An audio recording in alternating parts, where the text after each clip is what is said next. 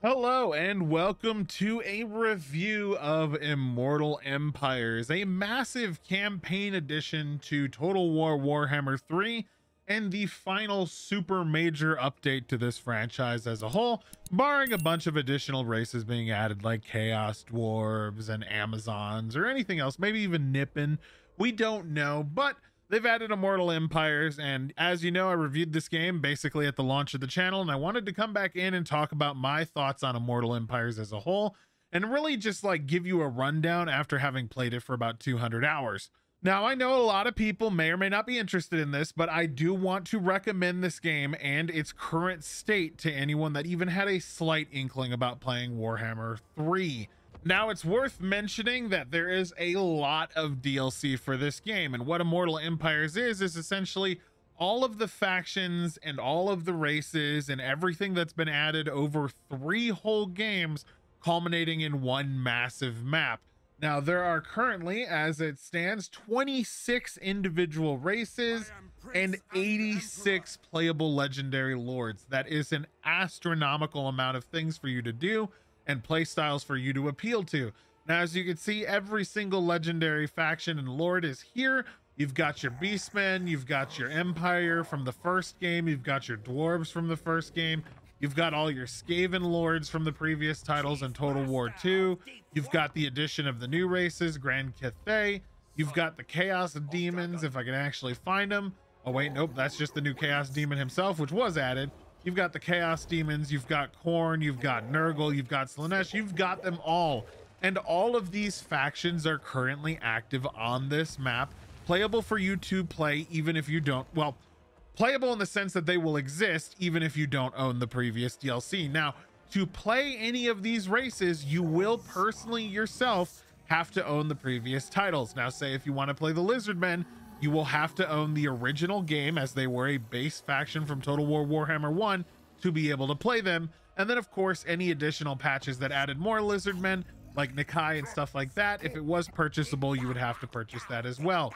Now, Total War Warhammer 3 added a bunch of new races, Total War Warhammer 2 added a bunch of new races, and people were wondering if all this stuff together was going to make for a great experience. And I can genuinely say, without a doubt, that this is the best Warhammer game that I've ever played. Everything just works so flawlessly together. Don't get me wrong, there's some balancing problems they need to work out, but with, you know, like I said, 26 races and 86 legendary lords, that's bound to happen.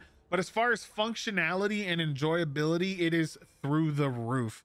I know a lot of people didn't like what Warhammer 3 was when it came out and thought it was very bare bones, especially the campaign that you had to deal with, which I believe is right here, if you go into here, which was the Realm of Chaos and the Lost God and stuff. A lot of people really didn't like the campaigns that came with the base game for Total War Warhammer 3. People called it lackluster, but Immortal Empires has absolutely fixed that, especially for me. When I reviewed it, I had a lot more fun because I'm just a huge Warhammer fan and a little bit biased at it.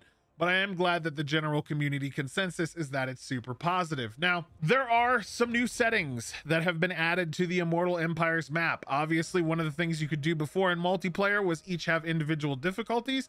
That has been completely removed. Turns are now simultaneous, and you can play with 8 people in multiplayer, all your friends, co-op or versus or whatever. You can play the entire Immortal Empires map with up to 8 people. And we did this a while back with the Late Shift with like Burke Black, Fairlight Excalibur, Tangent Gaming, a lot of fun, awesome people. We did an 8-player campaign and it worked fine.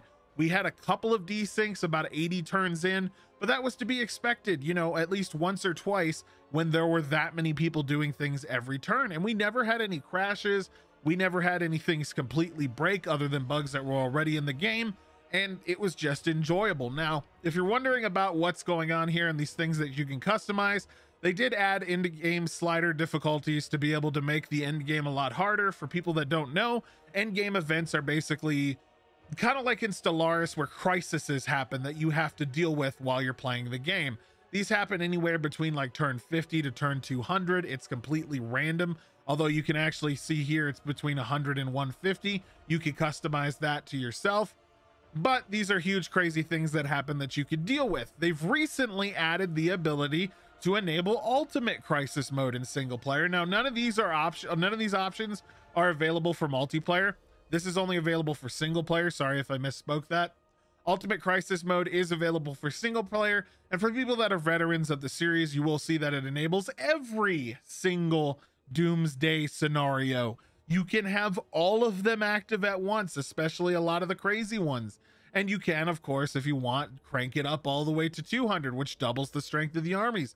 But it is cool that they allow you to customize these things, especially like sea lanes, in-game scenarios, you know, whether or not the advisor's bothering you, battle time limit, all that stuff that we love is now something that you can adjust with in the campaign, just as it was in previous games. But now it's even more flushed out. We're going to hop into one of my campaigns because I can't very easily show you the whole world map while I'm playing this. Maxi, of course, will pop up a map to show you just how big the Immortal Empires map is and where all the different factions are going to be placed on it as of the current patch. But it is absolutely unbelievably ginormous and has been something that I've been trying multiple playthroughs on just to get a feel for, you know, which lords have a better start and which lords have a worse start, things like that. Currently, this is my very hard Ikit campaign that I am currently playing through. As you can see, I have formed the League of Evil, but the map is absolutely crazy huge. It has everything. You've got Cathay over here. You've got your southern Badlands with the Thunderdomes. You've got your mountains. You've got Thorgrim over there. You've got your Chaos, I guess like the southern continent that's down here where, you know, Oxyodal spawns and there's a bunch of Chaos entities. You've got your Lustria. You've got Central Lustria. You've got your northern areas with Malekith. You've got your whole north area where Archaon and all the other Chaos gods spawn. You have the area where the Chaos Dwarves are going to be eventually added over here in this general direction, I believe. But it's all here. It's all been added. The map is finalized. And there is, in fact, even a lot of land down here that hasn't been filled in. That's probably going to contain other factions. Specifically the Amazons. Maybe the Chaos Dwarves will have their area completely done already. But it is all here, and there's a lot of room for improvement to fill in what they're missing.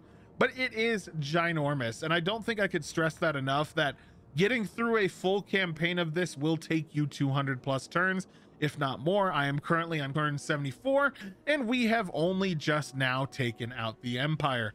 Diplomacy has been fixed recently in recent patches. It was really hard to confederate in the beta of this, but everything seems to be working better now. I was able to form alliances with everyone that did not like the Empire. I was also able to form alliances with various individual factions that were neutral, like the Pirates, and it seems to be working all right for me. The other factions used to be very tame in the early versions of Immortal Empires for Total War 3, but they now have come and been patched and are aggressive. Not as aggressive as they used to be in 2, which you can obviously tailor with different difficulty settings, but they are aggressive and they do like to deathball around in these groups and actually defend their homelands, except for Ilariel, who decided to run away. Overall, though, every start has been enjoyable. Some are harder than others, and I have encountered no major issues as far as the campaign functioning, upgrades not working, characters being broken, sounds breaking. None of that has happened. It's been overall extremely successful, and I've been happy with it as a person. Now, I don't know if I'm going to be able to fight this man, but you can see, hey, it works fine. I'm able to do what I want to do. I'm able to go into a game if I want to really quick to show you guys just what it's like, but they all work. It all works flawlessly. Now, you might be wondering what happens if you're playing this in multiplayer. If you fight a battle manually, people will have to join either one side or the other. If they're not on your team, they can join and control the AI. If they are on your team, they can control your stuff. You can assign things to them. It's all fine. Normally, when you fight these battles and you click auto resolve, it will just pop up a freeze window for everyone else in the game for a brief moment, then go away, and you go right back to your business because turns are simultaneous. We'll hop right in and I'll show you one battle really quick, just so you can see the graphical improvements and just how awesome the new models work, or new models look, how the other ones have been ported over, and just that it runs really smooth. It's worth mentioning that I am running this on a 3090, and I do have a cracked out PC, and we are running on 4K Ultra, but Immortal Empires has been super solid, and I've had a lot of fun. Now, one of the big changes in Immortal Empires that I think a lot of people are really unhappy with is the fact that even small towns are now choke point heavy now.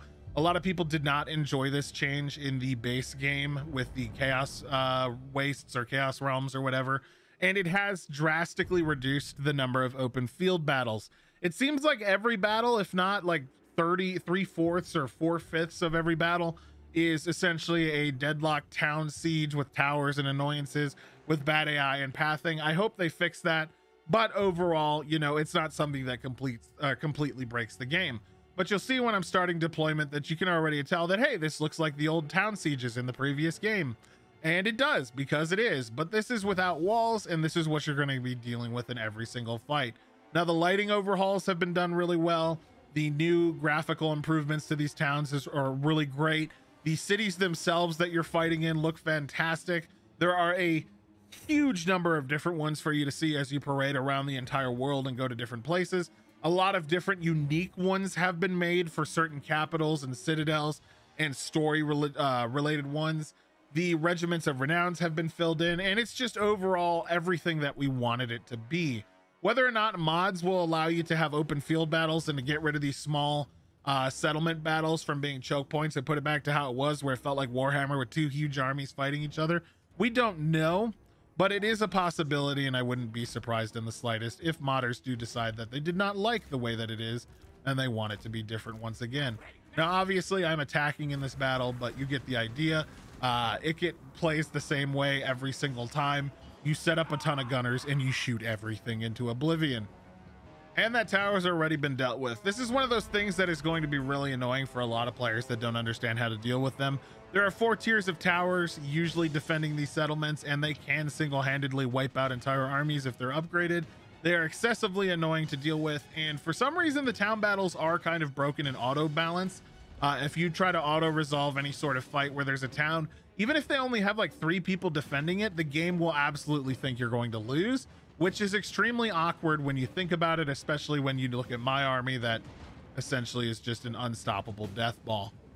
God, I do love Giselles. They're still stupidly overpowered. And they are, you know, cracked down in rank 9, so that does help. Now you can see there's all the stuff that was added in the Chaos Realms where you can add barricades, you can add support structures. These barricades do different things. The towers do different things. They're based on these supply points that if you capture this, all the other towers die in this area. They're connected to each one. You get supply over time, even in the small siege battles. And it is what it is. I do hope they fix it, as I said, but it is a good experience overall. And I can deal with these battles and these complaints just because the rest of the game is so incredible at this point. The AI is still incredibly dumb and does love to just walk out into places where it's getting shot to hell. They really haven't fixed that even on the harder difficulties. They do seem to really like their towns to the point where they don't want to abandon them regardless of the situation. And I have noticed a lot of line of sight issues with a ton of the artillery when it comes to attacking these new towns. But again, growing pains, things that need to be fixed. It says beta for a reason, but I'm still having fun. If my catapults decided to actually kill this tower, my God, they have. It's a miracle. I'd like to say this is going to be a glorious battle, but that's simply not the case, and you get the idea. So let's get down to my final rating of Total War Warhammer 3 now that the Immortal Empires itself has been added into the game, and I'm going to genuinely give it a 10 out of 10. I think this is what the series was missing. I think this was the finality that it needed to complete the trilogy of the series, and I could not be happier with what I've gotten. That being said, if you don't have a crazy computer, it may not look as good as it does for me, for you. And if you don't have a couple hundred, I think close to $1,000 in DLC at this point, over the last 6 years of games being developed, you may or may not be able to play all the races. But even if you don't have that, you can still play with friends who do. You can still experience the game. You can pick and choose the races that you want, and you can play the way that you want to play. Young or old, people that are experienced with RTSs or not, if you've never even heard of Warhammer, I still suggest you hop into this. It is an incredible franchise that has definitely earned my support over the last few years, and I look forward to seeing what they do in the future with their new IPs, as far as whether or not they're going to be moving into the 40K series and doing like Total War Warhammer 40K 1, 2, and 3. God, I hope so. But as far as fantasy, they nailed it. And I would say that they're a lot of the reason why fantasy came back to life. I think a lot of people really didn't like Age of Sigmar, and a lot of the video games that have been coming out that really focus on these awesome characters and the lore and the giant wars and what makes fantasy interesting has really brought life back to it, especially with games like this and Vermintide. But overall, super impressed with Immortal Empires. Really shocked that it runs as well as it does.